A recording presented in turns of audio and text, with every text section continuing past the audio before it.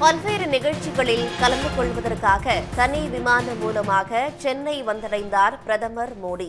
விமான நிலையத்திலிருந்து ஹெலிகாப்டர் மூலமாக கல்பாக்கம் செல்கிறார் பிரதமர் நரேந்திர மோடி. பிரதமர் நரேந்திர மோடியின் வருகையை தொடர்ந்து சென்னையில் 5 அடுக்கு பாதுகாப்பு போடப்பட்டிருக்கிறது.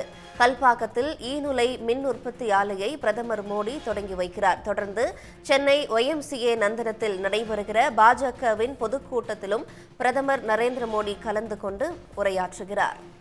மேலதிக விவரங்களுடன் செய்தியாளர் யாழினி இணைகிறார். யாழினி, எத்தனை நாள் பயணமாக பிரதமர் மோடி தமிழ்நாடு வந்திருக்கிறார்? மேலும் அவருடைய இன்றைய நிகழ்ச்சி நிரல் என்ன? விவரங்கள்.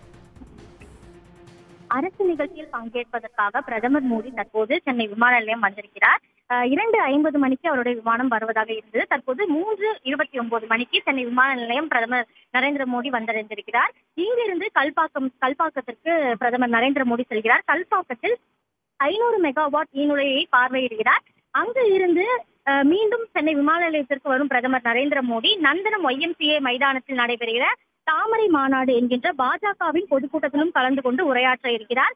பிரதமர் மோடியின் தமிழக வருகையை முன்னிட்டு சென்னையின் முக்கிய பகுதிகளில் 5 அடுக்கு பாதுகாப்பு என்பது போடப்பட்டுள்ளது. அதே போல போலீசார் பாதுகாப்பு பணியிலும் ஈடுபடுத்தப்பட்டிருக்கின்றனர். அதே போல் சென்னையில் ட்ரோன்கள் பறக்கவும் தடை என்பது விதிக்கப்பட்டிருக்கிறது. நந்தனம் பொதுக்கூட்டத்திற்கு பிறகு பிரதமர் மோடி இன்று சென்னையிலிருந்து தெலுங்கானா மாநிலத்திற்கு செல்வதாக திட்டமிடப்பட்டிருக்கிறது. கடந்த ஒரு வாரத்தில் பிரதமர் 2வது முறையாக தமிழகத்திற்கு சுற்றுப்பயணம் மேற்கொள்கிறார் என்பது குறிப்பிடத்தக்கது. பாரதிய ஜனதா கட்சியின் பொதுக்கூட்டத்தில் பங்கேற்பதற்காக இன்று மோடி சென்னைக்கு வருகை புரிந்திருக்கிறார். அதே போல அரசு நிகழ்ச்சியிலும் அவர் கலந்து கொள்ள இருக்கிறார். இதனால் போக்குவரத்து காவல்துறையினர் முக்கிய அறிவிப்பு என்பதை பொதுமக்களுக்காகவும் வெளியிட்டிருக்கின்றனர். விழா நடைபெறும் இடத்தை சுற்றி இருக்கக்கூடிய சாலைகளில், குறிப்பாக அண்ணா சாலை, காந்தி மண்டபம் சாலை, GST சாலை போன்ற சாலைகளில் மற்றும் 100 அடி சாலை வரை போக்குவரத்து சிறிதளவு நெரிசல் ஏற்பட வாய்ப்பிருப்பதாகவும் போக்குவரத்து காவல்துறையினரால் தெரிவிக்கப்பட்டிருக்கிறது. அதே போல அங்கு போலீஸ் பாதுகாப்பிலும் ஈடுபட்டிருக்கின்றனர்.